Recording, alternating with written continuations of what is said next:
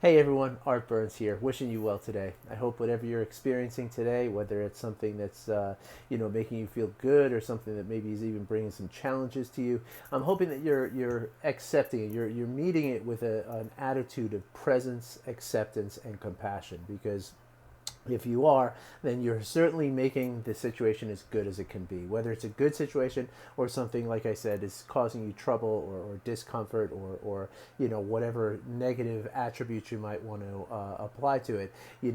When we're experiencing things that are making us struggle, if we can experience those things with presence, with acceptance of what's going on, not that we're not going to change it, but in fact, accepting what is really happening so that we can change it, and then also allowing compassion to lead you in all of your experiences. If you're doing those three things, then you are making a bad situation as good as it possibly can be, and you're making a good experience as good as it possibly can be. So I hope that's something that you're able to do. And if it's not, then I want to talk to you about the many benefits of the practices that I talk about here a lot. Now, last night I did every Sunday night I do a presentation on Zoom called How to Tame Stress and Eliminate Reactivity in Less than 8 weeks. So it's basically just a seminar about stress, about what stress does to our bodies, and about how we can alleviate the effects of stress. And it was a really great group last night, too. Amazing questions were asked in the question and answer period. We got into some really great conversations. It was really awesome. So I'm definitely on a little bit of a high for that. And so I want to follow up on some of the things that I talk about in that presentation, because stress reduction is one thing, and it's very, very important, right? Stress reduction is what basically I focus on in my entire career as a coach for people, and I have found that addressing people's stress first and foremost, right, when we can reduce the stress that our body feels in all kinds of different situations, then we allow ourselves to emerge from that in a way that is healthy, that is productive, that is focused, that is just more capable, right? But even beyond the stress reduction, okay, there are some amazing health benefits to mindfulness, right? There's amazing, not just health benefits, but just benefits of our lives, like our emotional experience. When we can learn to be present, right? To be paying attention to what's happening as it's happening, and doing so without judging the situations, right? Well, if we can do that, we increase the quality of our experiences in a very, very important way. And ultimately what we do is we allow for our own happiness on a higher and deeper level than we do without it. Like, when we're not present, when we're thinking about the things that are coming up in the future, we're thinking about the things that have happened in the past. When we do those things, what we're doing is we're withdrawing from our ability to be happy. And so paying attention on purpose in the present moment without judgment is the key to more happiness, to increased happiness, right? And so I was the other day I was brushing up on a little. I had attended a webinar, a seminar with an online seminar with Dr. Dan Siegel, and I watched the recording of that again the other day. I like to watch this from time to time because he is such a brilliant guy. I mean, there's just so much information that he conveys, and so much insight that he has on this work, because it comes not from a spiritual place for him, right? It comes from a very, very scientific place. And in fact, he's pretty recent to the actual mindfulness practice. I mean, a few years now, but certainly it's not his background. His background is what he calls interpersonal neurobiology, and what he's found is that just in his quest, he's an MD, and in his quest of working people to increase their health, their emotional health, their psychological health, in doing that, he has come to the very same modalities, as mindfulness, and that's just, it's fascinating. And so it's fascinating to hear him talk about this. So anyway, today I wanted to talk about he mentioned during this talk a study that was done by Ruth Behr back in 2006. I'm just checking my notes so I get my facts correct.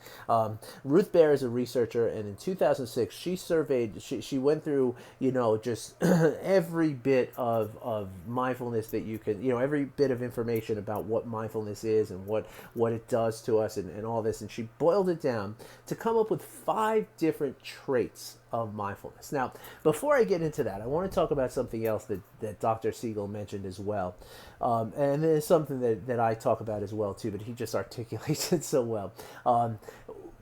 When anybody at any given time can kind of stumble upon a level of mindfulness, right? Like you can stumble upon being present in the moment and really paying attention to what we're doing and doing so without judging it, right? Like there's times during our lives where we just find ourselves just okay with whatever's going on and not feeling like like this task that I'm doing is boring, I wish I was doing something else, but instead just paying attention to it without that level of judgment. And that's essentially, again, what mindfulness is. It's non-judging, moment-to-moment awareness, right? So we can stumble onto that, and that's what Dr. Siegel calls a mindfulness state okay, or a mindful state. And so when you come across that state, right, it feels good. I mean, that's just times where we we have one of those moments where it's like, wow, that feels good. I feel, I feel in the flow. I feel aligned right now. I feel, on top of my game, on any given day, like you're doing stuff and you realize like, wow, I am on it today. That's because you are able to pay attention, moment to moment without judgment, right? And you're able to be present with what you're doing. That's that feeling that you get when you feel like you're in the flow, right? So the thing is, though, that as Ruth Behr talks about, there are traits associated with mindfulness, right? So now you can be in a state, right? You can be in this present state sometimes, right? Like we all get there at times, even without trying. But when we practice and we develop ourselves to be in these states more often with more intention, that's when we take it from a state to a trait of mindfulness. Okay, and that means that we are, all the time we're feeling present, we're paying attention on purpose in the present moment, non-judgmentally, and this can only happen through practice. Okay, this is the thing that I tell all of my clients, I tell everyone who I can possibly talk to who will listen to me about this, is that practice is what makes this happen, right? Because you cannot expect to develop a trait, right, without repetitive practice. You just can't do it. I often tell people it's like riding a bike, right? Like I could tell you all about how a bike works, right? I could tell you there's 2 pedals, there's 2 wheels, the spokes, the hub, the tires, the handlebars, the pedals, how the gears work. I could tell you what the bike's made of. I could tell you, all kinds of things about a bike. I could write a 1,000-page book about bicycles, right? And different metals that they're made of, different, pressures of tire inflation, on and on and on and on, right? There's millions of details that we could cover about a bicycle and about riding a bicycle, right? We can talk about how momentum works to keep your balance, how, and I could describe it in, like I said, a 1,000-page, document, right? And you could read that document. You could read it once, twice, 10 times. You could watch videos about riding a bike. You could listen to podcasts about riding a bike. You could talk to people about riding a bike, right? But after all of that, you're still not going to be able to ride the bike, right? In order to ride the bike and in order to get good at riding the bike, you simply must ride a bike. You have to get on the bike and you have to practice. And to be sure, almost everyone, when they start riding a bike, they're really not good at it, right? It requires a lot of effort and a lot of practice, right? And of course, this is this kind of thing where, we all want to ride the bike, so the effort doesn't seem so hard, because it's like, I don't mind it being hard because I want to get to ride this bike. I want to ride down that hill with the wind going through my hair and scream as I'm, flying down the hill. And I want the freedom that comes with riding a bike. I want the excitement that comes with riding a bike. The same thing applies with mindfulness, right? The practices don't seem hard once you realize the benefits that come from it. Once you realize how you can apply these benefits to your life, how it's going to increase your health, right? It's going to increase, there's everything from the stress reduction, which of course opens up a lot of health issues, right? Improvements, I should say. There's better sleep.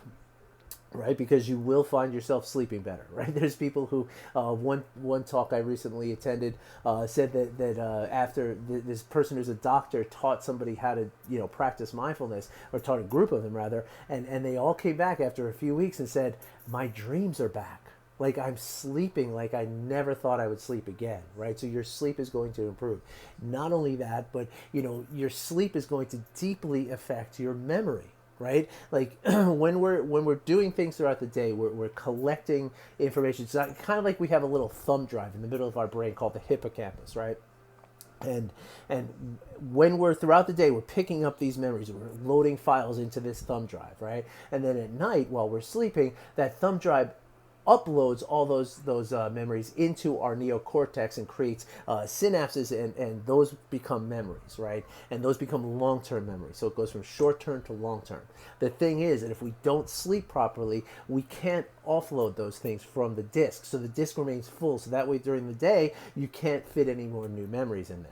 Right? Not to mention the fact that stress actually shrinks the hippocampus, which gives you less capacity. So sleeping better is going to affect your memory in a very, very positive way. Not only that, but being present and being aware of what you're going through is going to make you collect those memories on a higher level, in a more clear and effective level, right? So you're going to get less stress, which is going to help your body in many, many different ways. You're going to get better sleep, which is also going to affect your health. I mean, there's so many health issues that are associated with insomnia. I mean, so many, right? So not only that, but also your memory is going to benefit from better sleep, right? And from more presence. And then you have something called telomerase and telomeres, right?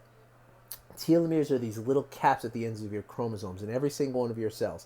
And as you get, your cells divide and divide and divide and divide, these telomeres get shorter and shorter and shorter, and eventually they pop off. And when that happens, it's just like the end of your shoelace, right? One of those plastic ends of your shoelace. When that pops off, shoelace unwinds, you can't get it through the hole, it no longer works the way it's supposed to, right? The same thing happens with your chromosomes, and that signals the death of the cell, which ultimately means the death of the organism being you and me, right? And so meditation has been shown to increase telomerase, which is an enzyme, a protein that fortifies the telomeres, right? Makes them longer. So by practicing meditation and practicing mindfulness and being more present and being more aware of what's happening, you're going to increase the length of these telomeres, right? And this is essentially the longevity of your body, right? So you're adding years onto your life. That's what we're talking about here. Okay, so talking about all of those benefits to your health alone, right? If that's not enough to get you excited to do this practice, I mean, I don't know what is, right? But then it doesn't even stop there, because the emotional abilities and the psychological benefits that come from mindfulness, the ability to be more empathic, the ability to be more patient, the ability to be more curious about things that are going on. These are all aspects of what mindfulness brings us. Okay, so it's not just about stress reduction. There's this whole world of benefits.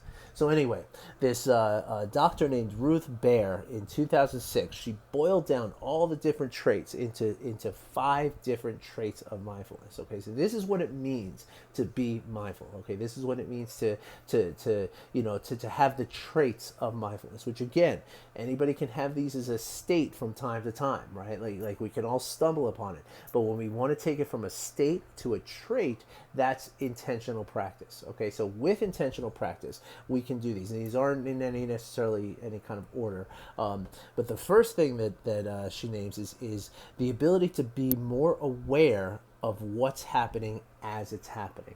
Okay, that's the key of all of mindfulness. Actually, I think that should be number one, because that's really what it's about, right? When we're present with things and when we're paying attention to what's happening, we become more aware of what's happening as it's happening. Okay, so that's the first trait of mindfulness. The second trait of mindfulness is non-judging, right? Just being more non-judgmental. Now, this is a tricky one, right? Because when we say non-judgmental, like, we're making judgments all day, every day. right? Like you're judging the kind of cereal you want to buy, what the prices are, what the sugar levels are, what the, food coloring, all this kind of stuff. You're making judgments all the time, and cereal is just one thing that happens in your life, right? You're making millions of judgments every day, and those don't necessarily stop. But and that's like this top down, right? The executive thinking brain and all of our memories and stuff, kind of influencing our, our emotional response, right? That's a top down judging kind of thing, and that you're not going to stop that, right?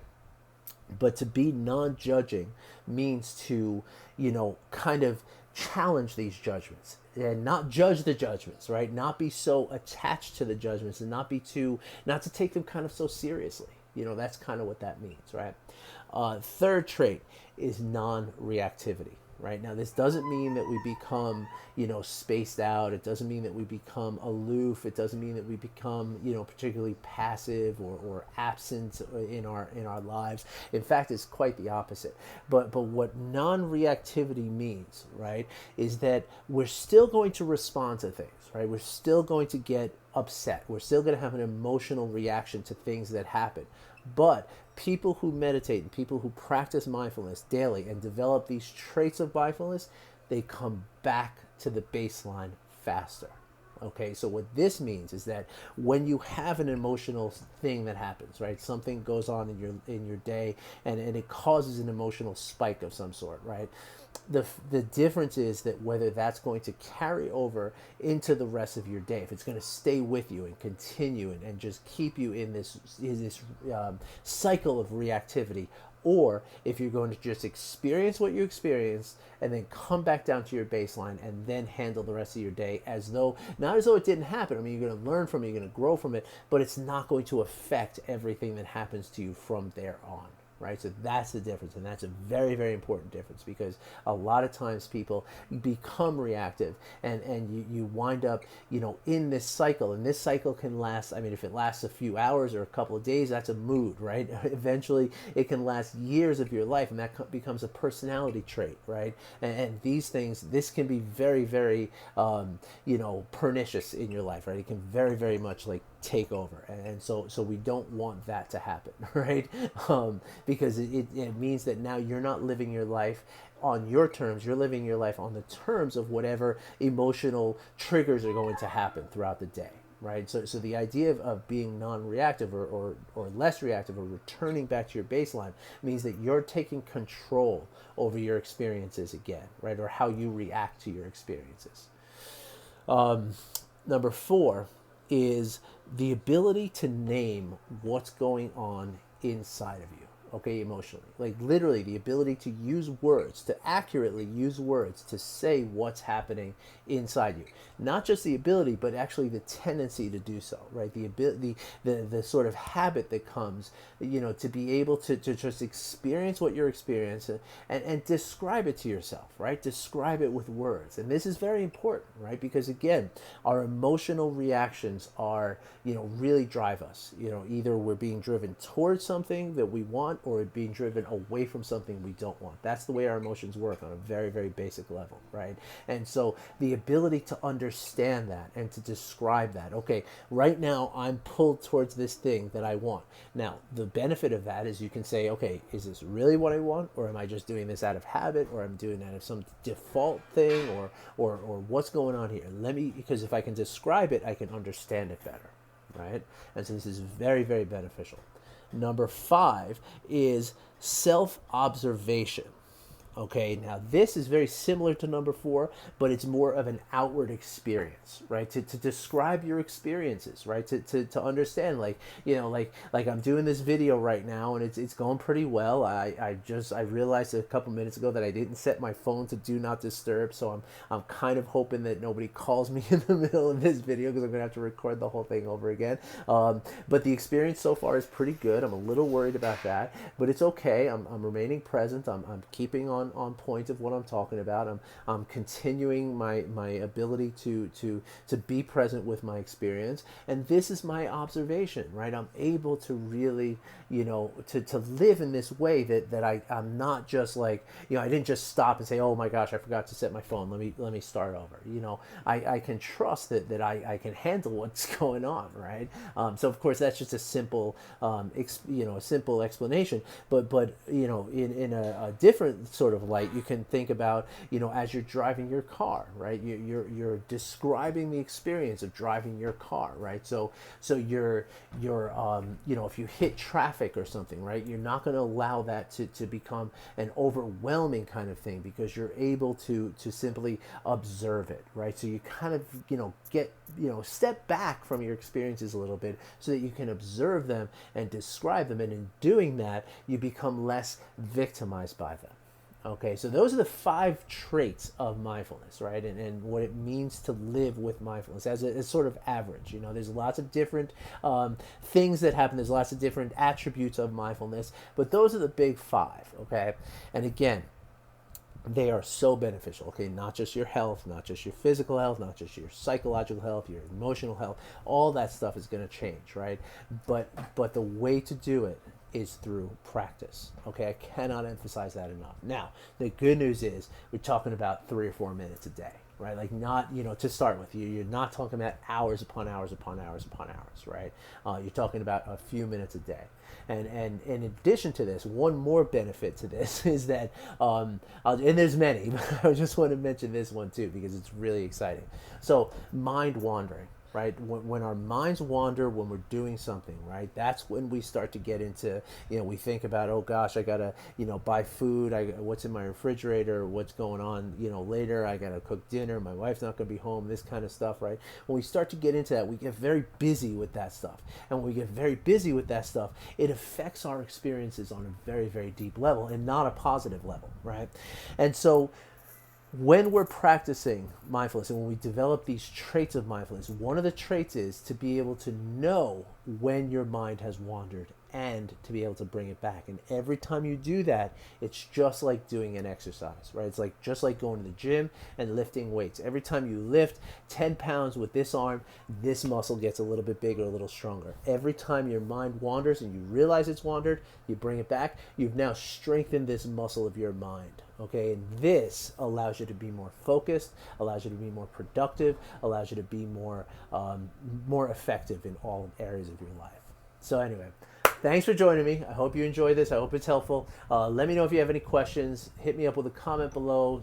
Send me a message. I'd be happy to get into a further conversation with you about this. And I thank you for listening, and I wish you well. Take care.